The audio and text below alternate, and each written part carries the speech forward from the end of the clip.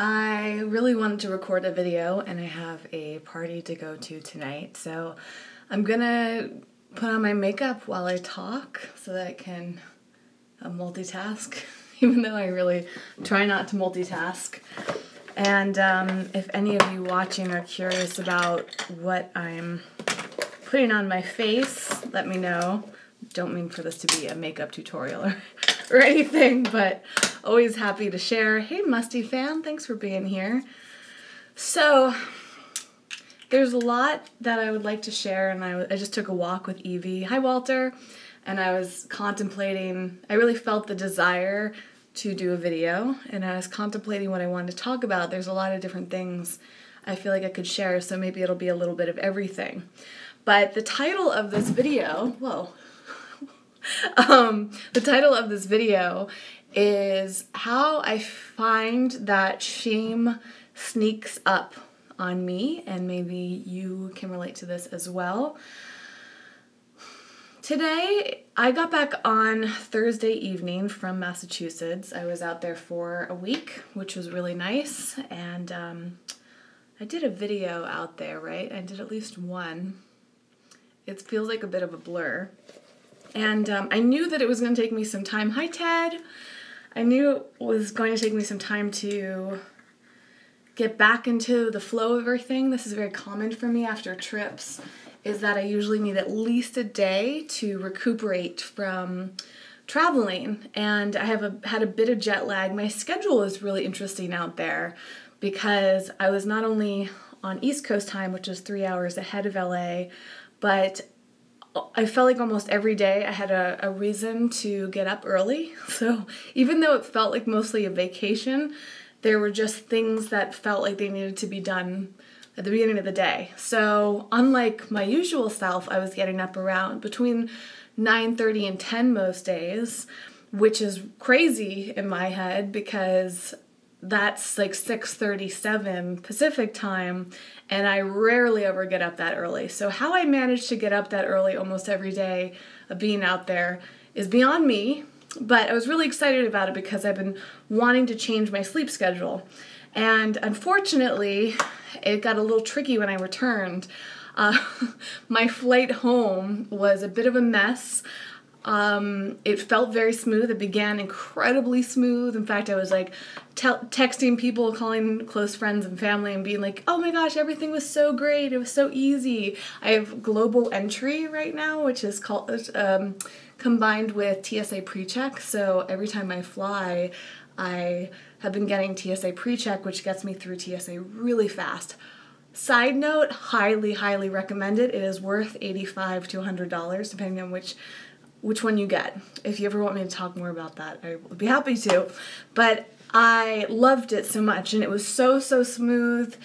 And anyway, so I get on this plane, I'm sitting there, I'm feeling all good, and then find out that the plane had a malfunction and we had to switch planes. We then ended up leaving 3 hours after we planned, which got me into LA. I got home, I think, between 12:30 and 1 a.m. Pacific. So that was 3:30, 4 a.m. Eastern, and so unfortunately, I threw off my whole sleep schedule. So that combined with a little bit of jet lag and then my usual challenges with getting back on track with my LA life after I travel, I just feel a little off today. Yesterday was mainly a relaxation day. I slept in a tad and just kind of hung out. I went out to lunch, and then I made a really simple dinner, and then hoped that I would do some work, but I didn't really feel like it, so I didn't feel very productive yesterday, which was a work day Friday. Every day is kind of a work day for me. But anyways, today's Saturday, which is supposed to kind of be a relaxation day, but I have so much work to catch up on. I woke up this morning just feeling like a bit overwhelmed and so much that I need to accomplish. And so one of my new practices, part of many of them that I'm working on, if you saw a few videos back, I talked about this sort of thing. I try not to use my phone or my laptop for at least 30 minutes after I wake up. It's really hard for me to do, but I'm working on it. And so what I do is if I want to brain dump, I get out a pad of paper and write down. By the way, I'm like supposed to be doing my makeup while talking, and I'm very distracted. So I'm gonna try to do that too as I talk. All right, so yeah, I wrote down on a pad of paper everything that I wanted to accomplish today, and it was like a crazy long list. And what's odd is that I really haven't done much of anything today, and it is like 4:30-ish. What time? 4:45. And I have to leave in about an hour for this party. One of my really good friends is having a birthday party. And if you're curious about what it's going to be like, you can follow my Instagram stories today. And Jason Robel will be here. I'm sure he'll be Snap or Instagram story doing the same thing as well. So if you're ever curious about those little details. By the way, you know, I found out that YouTube is coming out with stories now. So stay tuned because I'll probably be doing a ton of those. I love doing stories. From what I read, YouTube's will be like 30 seconds and they're not going to expire. So I think this is so cool. I think stories are great because they're low pressure, they're very casual, they're easy. And so if that is what I think it's going to be, then you'll be seeing those from me, probably on this channel, maybe on my What a Vegan Eats channel, which I really want to restart, and all of that. Anyway, so getting back to the whole topic, Walter and Musty just said that Walter was just in LA for his sister's birthday, and Musty fan said, I haven't done much today either. I'm exhausted from the semester and have finals in less than 2 weeks. Wow. See, it's really interesting. I feel like I work best when I have a deadline, but I almost always do things very, very last minute. And I'm on this continual journey of, hi guys, hi Derek, hi Nina, thanks for being here. I'm on this continual journey of trying to figure out how to optimize my life.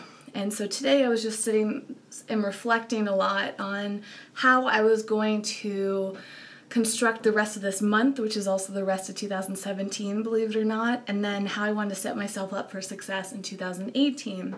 And I just felt like weird today. I felt low energy, and I don't know if it's because of all the factors I just mentioned, or if there's something deeper going on. And what I started to think about was that perhaps something that I almost definitely experience a lot is shame. And shame, I feel like, is really big in our culture, but it's also really big when you're a child of a narcissistic mother. And let me tell you guys, I'm pretty sure that I'm going to do a whole video about what it's like to have a narcissistic mother. I've talked about it a bit in previous videos, but I was so hyper aware of it on this trip. I kind of started to understand the concept of having a narcissistic mother on my last trip east, which is in September. And I hadn't finished reading this book about it. And I finished reading the book, I think, in October. And so going back to see and spending a week with my mom was so fascinating and really painful because, you know, it's a concept I'm just now learning about, and there was a good part of me that felt like, you know, is my mom actually a narcissist? Even though I read this whole book about it, there's part of me that feels kind of guilty for labeling her as that. I still feel like I have so much to learn because it's relatively new, but in this, I guess it's tough when you have the bias of your life, right? So for me, it's like I grew up with this mother and I see her from, how do I put this? You know, I guess like because I've experienced a lot of hurt around my mom, I think that it's hard to tell, like, am I just feeling hurt? I think sometimes when we feel hurt, we want to blame other people. So I'm trying to be mindful is like, Am I trying to put a label on my mom to blame her, right? But anyways, I want to do a whole video about this because I'd love to go through some of the things I learned from the book and give you some examples, because there are some things that happened on this past trip that were like really, really, really tough for me, to the point where one day I was just like, I really felt like I was reverting back to being a kid, which I think is pretty common when we visit our families. I know a lot of people that experience that, you know, but there were moments where I like literally felt like a teenager again, and there was one point where I was crying around my mom and my other family members, like, and I felt like so foolish because it was like the reaction of like a preteen or something like that, right? And I'll tell you that story another time because it was a really significant moment of this trip, and I was just like uncontrollably crying for like half the day, you know, off and on. And yeah, it was just very, very, very painful. So one of the things that comes along with being raised by a narcissistic mother is shame, right? So the title of this video is very much about how shame can sneak up and how shame can feel like we have like maybe a devil or a bad person on our shoulder whispering things into our ears that aren't true, but that feel really painful, and they convince us that they're true. Like they tell us that we're bad or we're not good enough or we're not doing things right. And I've been experiencing a lot of that today. And I started to wonder, like, am I still detoxing from all this time around my narcissistic mother, who has literally says all these things? You know, one of the last things my mom said to me before I left for the airport was, you know, a comment on my appearance, negative, you know, and so I struggle so much with my self-worth around my appearance, and I have for a very long time, and I recognize that that's from my mother. And so, you know, you're an adult and you're still hearing that from your mom, and I just realize how susceptible I am to that, and how I guess I'm still learning how to navigate all of the shame and how to unravel it and how to operate in this world effectively while, you know, kind of letting go of a lot of that shame that I feel. And I really want to share this publicly because I bet a lot of people are experiencing similar things, you know. For me, I go through a lot of the days with an idea of how I'd like to operate it, with the way that I'd love to live my life and the things that I want to accomplish. And when I get them done, I feel a lot of shame.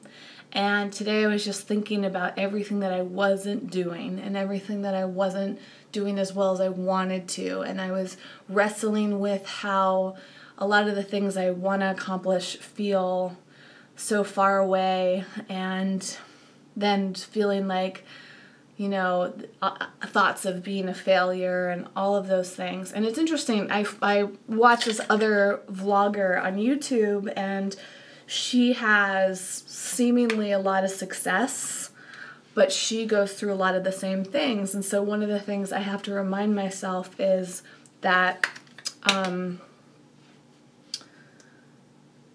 just because you have outward success doesn't mean that you have great self-esteem and you feel great about your life. And I think that that's really important for me, because this is also very common of daughters of narcissistic mothers, is that we attach a lot of our self-worth to what we do and our accomplishments, our appearance, all that stuff. And so if I don't feel like I'm accomplishing things, if I don't feel like I look good, then I feel like a failure, right?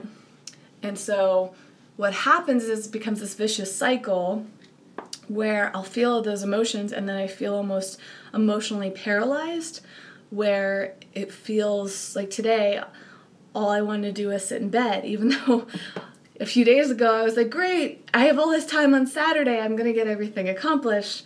But when I go down these spirals of everything that I'm not doing and everything that I'm not being, then it just feels like this paralyzing experience, and then suddenly the day goes by and it's like this vicious cycle, right? So I don't feel great about myself, so I don't do the things that I want to do, and because I don't do those things, I don't feel good, and because I don't feel good, I don't do, it's just like on and on and on, and it's learning how to break through that. And I also feel like I'm on this search of just trying to figure out why I'm experiencing all this stuff, because I don't believe that you can't heal something if you don't know what the source is, right? You can put bandages on it, right? There's all sorts of ways that I can try to make myself feel better, but they're temporary, and that's something that I experience a lot too. And so now I'm just kind of on this quest to figure out, how do I make myself feel better consistently? And it's really, really frustrating because all my work involves other people. So I think that's true of most people, but I mean, like, my work is about helping other people. My aims are to inspire, educate, and empower people. And so I often feel like I'm letting so many people down when I don't have everything kind of put together, right? And that just, again, adds to a lot of these feelings of shame and guilt, because I don't want to let anybody down, right? But it's kind of like putting the oxygen mask on yourself first, where I have to figure out how to take care of myself and feel my best every day if I can really do my best. So it's kind of almost like a catch-22, and it's really frustrating, but I don't know, I feel like a lot of people would benefit from this, but our culture doesn't really promote that. We're kind of trained to push forward and do things no matter what and all of that, and I think that's really great, but unless you feel healed, you're going to crash and burn at some point. And I see this happen so much with content creators. YouTubers are often so depressed. Like, some of the most successful YouTubers that I study, they have massive depression and massive self-worth issues, and you'll see them go up and down in kind of these manic states of when they're doing really well, and then other times they completely disappear, and they're you'll learn later that they've been holed up in their homes, curled up in balls because they're so depressed. And I don't know, it's really interesting. I think that's also kind of common for creative types, because for a lot of us, our outlets are doing things like this, right? So I often feel a lot better when I do these live videos, kind of talking things out and then getting your live feedback. So in a way, is that perpetuating negative feelings, right? Is that why we're drawn to be creative types? Is it because there is something about creativity that's tied to trying to heal ourselves, right? Are we healing ourselves through social media? I don't know, though. Like, that's the other weird thing. I try to study a lot of the psychology of social media. I'm really fascinated by it. And I mentioned in one of my last videos that I was reading this book called Popular, which I almost finished. It's really good. It's a short book, but honestly, it probably could have been summarized in an article. And so I took a lot of notes, just kind of like studying the effects of people's desire to be popular and famous and have status and be likable and all of that stuff. And I think that a lot of the people that become famous, become popular, a lot of that is again attached to these desires for self-worth. And so it's like we're driven to get people to like us, to validate us, to tell us that we are indeed good people and maybe we don't feel quite as flawed. But then deep down, that approval, that validation from other people is never going to make us feel good. We have to heal the wounds. Otherwise, it'll never be fixed. Like, no amount of approval, validation from other people is ever going to make us feel good about ourselves, because we have to accept ourselves internally. And so that's what I'm trying to do right now, and it's a long road.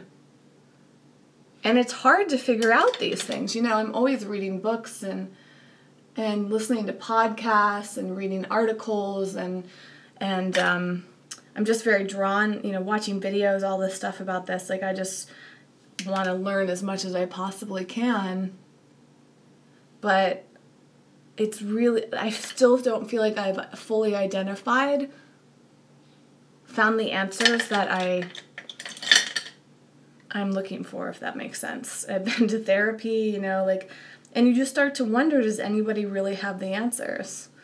And is it that cliche things where the answers are in us all along, right? Maybe nobody else externally will have the answers. Maybe that's why meditation is such a popular thing, right?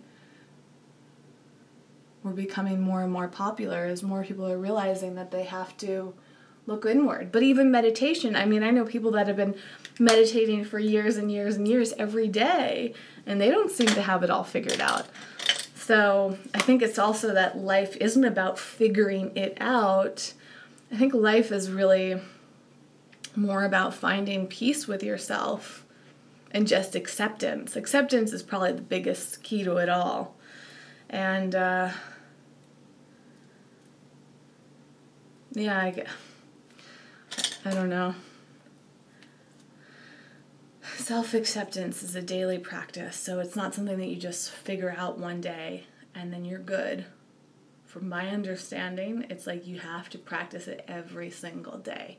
And we're kind of oddly conditioned to go after goals, but I feel like most of the goals that people really want to achieve, you never actually reach the end. It's not like a race. You don't get a prize at the end because there probably isn't an end to most of these goals. So maybe the part of the acceptance is that that's the case. You just have to accept that you're always going to be striving to figure things out, and you may never figure them out. And maybe life is just about, like, is there such thing as an answer besides acceptance? Am I wasting my time trying to figure myself out? You know? But the catch-22, as I said, is it's like, if I can't figure myself out, how do I stop? How do I feel better each day? That's the other question, I guess. Right? But better is all relative, so maybe I just have to find a way to feel good enough, which is an ongoing thing for me too, because I haven't felt good enough most of my life. So if I can just feel good enough, I don't need to feel perfect, I don't need to feel like I have to have it all figured out. I just have to feel good enough to achieve the things that I want to do and be able to show up for other people. All right, let me read some of the comments coming in from you guys. Lots of great feedback today. Alexis Stewart, I didn't know about Martha Stewart's daughter. I'll have to check her out. Yadi says that she experiences a lot of shame. Mrs. Shimmy On Down, I love that username. Is that a new username? I feel like I am identifying your avatar, your photo, with a different username. Who says, I have a narcissistic father, but he's always been supportive in a material sense, and he's perceived as very helpful towards people by other people. So I've often felt unheard as well as guilty. That reminds me that one thing I experienced a lot on this trip was feeling invisible. which was such a interesting experience. Yadi says, I also have those experiences of getting paralyzed too because my emotions. Prayers helped me a lot, plus self-help. Mrs. Shimmy says, complaining that he's not emotionally supportive of all, quite the opposite. He's not been, yeah. Musty Fan says, Thanksgiving is one of the most dreaded times because I have to see elderly relatives who never fail to make negative comments about my appearance. Oh, I'm so sorry you've gone through that too. I know how painful it is. Derek says, I'm definitely listening, but that pencil to the eye is so scary to me. It's not as scary as it looked, and it was actually a little brush that looks like a pencil. It's very soft. Mrs. Jimmy said, have you ever addressed your perception directly with your mom? I have with my dad. I've tried, but that's another common thing of narcissistic mothers, at least. I don't know about dads, but I read a book specifically about mothers, and they don't identify that they're doing anything wrong or hurtful. My mom's apologized to me, but I think that she apologizes to make herself feel better. I don't think it's a true apology. So, yeah, the next thing I need to learn is like how to actually be around a narcissistic parent. Like, because I don't, one of the things that my dad said, and my dad actually plays a whole role in this as well, which I read about in the book, is narcissistic women usually marry narcissistic men or other partners. I suppose that could be true too. But this book definitely was talking about male and female dynamics. And so they'll marry men that enable them to be narcissists and play a role in that. So I don't know that much, like I haven't studied that much about my dad, but I noticed this stuff about him when I'm home. Is my dad, like, it's kind of crazy, honestly, because I always had this perception that I had such a great family, and I really feel like I do, like, relatively. My parents are still together, which is such a rare thing, and my parents really love each other, and I've just had a lot of really great elements of my family, but there's just, and I wonder, is this true of every single parent? I know friends of mine that have great parenting figures, and they don't seem to do these things that my parents do, and then I know some people who have parents that have done really things that seem a lot more extreme than my parents. So it really is all relative, but it's just interesting to see my dad's behavior as a result of my mom, and that is so painful because I feel like I can't trust I can't trust like the dynamics, the relationships. Like I feel completely alone, and yeah, there's a lot of crazy emotions that go along with all of this stuff. And maybe that's why I feel the way that I do today is just having, again, like detoxing from everything that I experienced on that trip.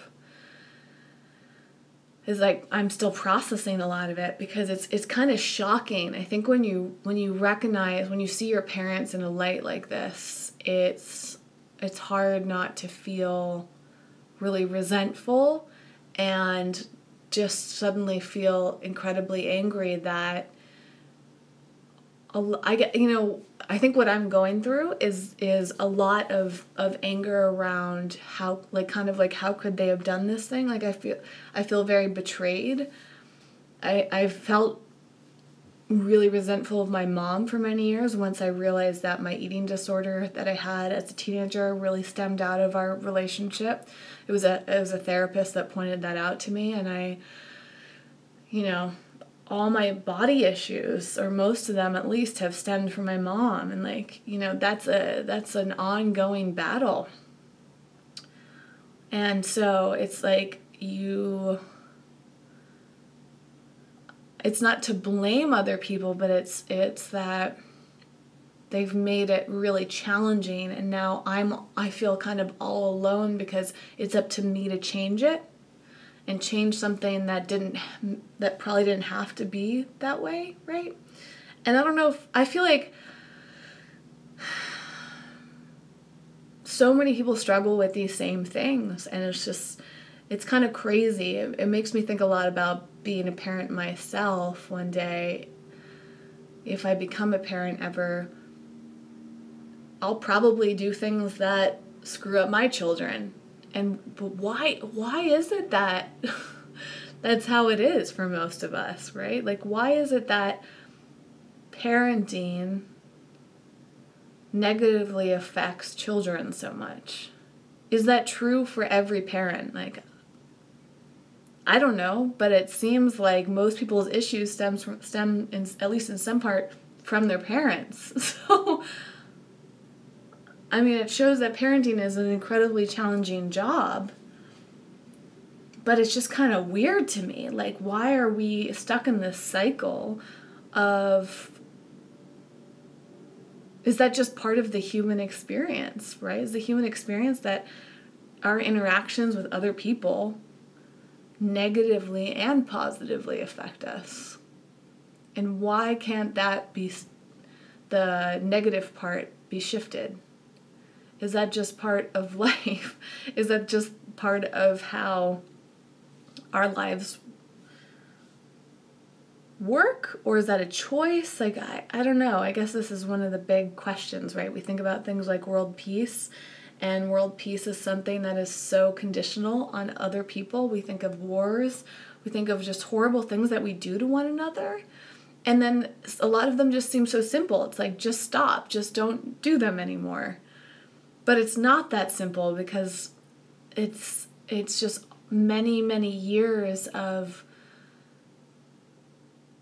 conditions and psychology and traditions and all of this stuff that starts to impact us, and that can feel so overwhelming. So it all just kind of comes down to us as individuals figuring ourselves out. And that to me is another reason why I'm so determined to understand myself more, is it's like one of the biggest gifts I can give to the world is developing greater self-esteem, so that I can shed those layers that are holding me back and do more to help other people. It's putting on that oxygen mask first, so that I am equipped enough to help others, right? It sounds kind of selfish when I say that, but I just don't know if there's any other way. We have to. I think that we can grow a lot as people by helping others, but if we're emotionally paralyzed, like in the ways that I get, how can I help anybody? Like today, there were so many ways I wanted to help other people. You know, my whole list of things to do ultimately are about helping other people. And talking to you guys for this video is like the best that I could do today. And that's not to minimize this. It's just that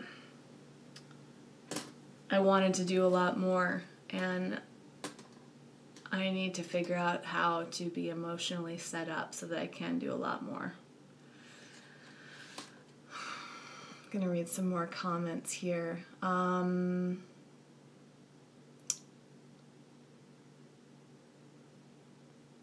Nini asks, does my mom watch my videos? No. Thank goodness. She probably doesn't even know that this channel exists. My mom doesn't really understand exactly what I do, and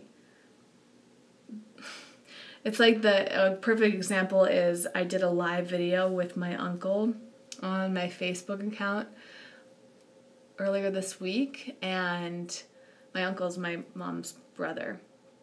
And my mom went out of her way to disrupt it. Again, this is a narcissistic thing, right? We asked her to be quiet, and she's making all this noise in the background. She started shouting things at the beginning because she didn't like the way that my uncle looked on camera and was trying to get him to look better. Like, all of these things. She's, like, obsessed with controlling. She's obsessed with being the center of attention. She's obsessed with other people's appearances and how they come across. And, you know, my mom, whenever she does watch my videos, there's always a criticism. I think the only time that my mom truly, like,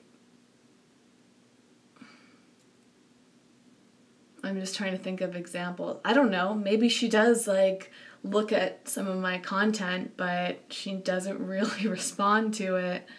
So anyways, yeah, the short answer, she does not watch these videos as far as, I mean, she would definitely tell me if she did, trust me.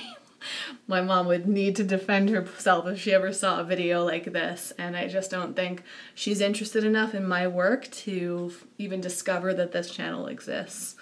So, doesn't bother me though, because it gives me kind of the freedom to do whatever I want. Mrs. Shimmy asked, do you have support in your sister? Can you confide with her? My sister, no. I've kind of tried to talk to her about this, but my sister demonstrates similar narcissistic traits, and my sister is not really interested in psychology or this type of self-improvement. So this stuff she's bored. My sister is one of those people that, she's a lot like my mother in the sense where if it doesn't appeal to her, she's not going to give something her attention. If she doesn't benefit from something, she's not going to give it to her attention. At least for me. Like, maybe she does that with other people, but my experience of my sister, I love my sister so much, but we don't have that kind of depth in our relationship, unfortunately. I would love to... We've also had a very different experience with my mom. My mom has treated us very differently. My mom and my sister work in the same industry. They work together in a lot of ways, and they've just had a different type. They've had more of a bond, and their dynamics are just very, very different. So I don't know. It's really interesting. I do feel like the black sheep in the family, my immediate family, because I don't feel like I can turn to anybody about this. My mom has kind of set things up, I think, in a way, which is common for narcissists, is to set things up where everybody's on their side.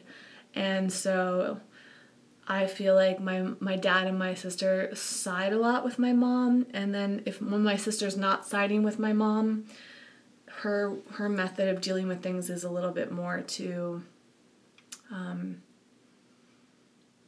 pretend it's not happening, I guess, or just ignore it, or brush things under the rug. So sadly, I don't have my sister as an ally in these experiences. Zigzag said, really oversimplifying, but only you have to feel like you are good enough. What everyone else thinks is secondary. Yep, but that's part of what I've learned is common for daughters of narcissistic mothers, is that I've been raised my entire life to care a lot about what other people think of me, because my mom basically trained me to be that way. So now that I've realized how I've been operating, I now have to kind of like reteach myself a more effective way of living. And it's a long journey. It sounds super simple, but you can't just snap your fingers and stop behaving or thinking the way that you have been for most of your life. It's psychologically, we have neural pathways that have, or actually biologically, right? Our neural pathways are designed, and when we repeat things over and over and over again, we basically trained our brains to think and feel a certain way. So now I have to kind of develop new neural pathways, and that's part of all the different things that I've been trying in my self-improvement journey. Things like meditation and positive thinking are a really great way to change your mentality. And Musty Fan asked, are you the older or younger sibling? I often find myself being compared to my older sibling at my expense. I think that that's very common. I'm actually the older sibling. My sister is 6 years younger than me. So she, it's interesting though, I actually said this to her when I was visiting for Thanksgiving, or Thanksgiving as I like to call it instead, I said to her that I often feel like I'm the younger sister because I'm usually the one that's trying to get her attention or trying to, I don't know, it's like those classic things that you would do if you're looking up to your older sibling. Like for me, my sister kind of brushes me off like a older sibling would do or something like that. And I often feel emotionally younger than my sister in a way. I don't know, it's in some ways, not all, but it's an interesting dynamic. So there's the classic dynamics and then there's the unique dynamics, and perhaps we fall more into the unique ones in these cases. And Mrs. Shimmy said, I know some rare friends who seem really happy with one of the parent, but yeah, the majority seem to feel like they have suffered in some way by one or both parents.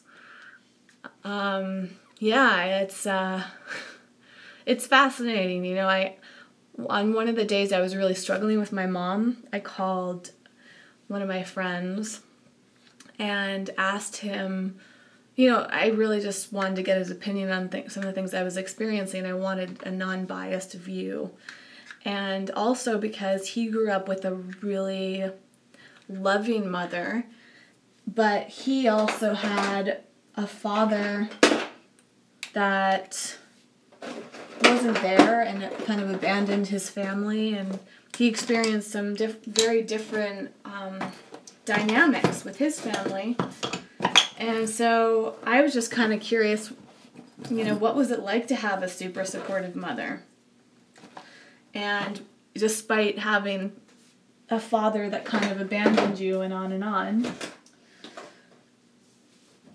And so it's interesting because, you know, he's suffered a lot with his relationship and lack of relationship with his dad. So he's got a lot of damage from all of that, despite having a really great mom. So I don't know. I mean, we always kind of, the grass is greener, and we are, you know, our lives are the way that they are. And when we're growing up, we don't have a lot of control. We can't choose who our parents are. You know, trying to think of an example where maybe we could, but, you know, we have other biological parents, and some people have different parental figures in their lives that they could perhaps choose. And you can choose not to spend time with your family, but for those of us who grow up with parents that treat us a certain way, I think that,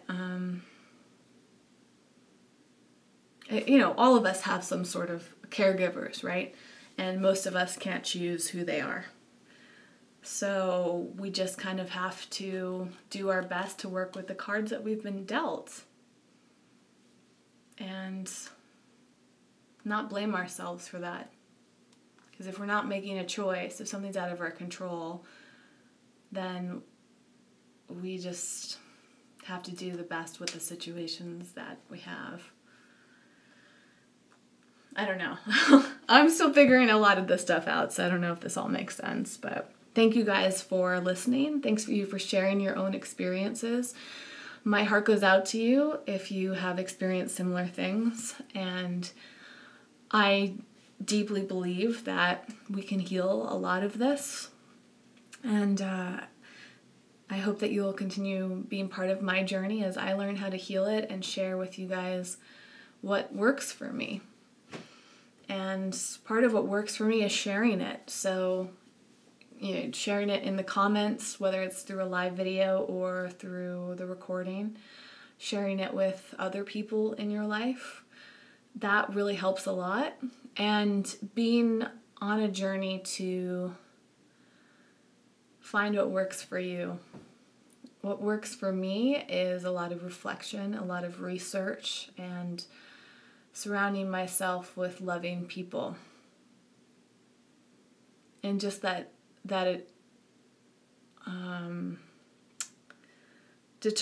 commitment to growing as a person all the time, and not feeling sorry for myself, but allowing myself to feel the pain, to address it, to identify it, and look for ways that I can heal it.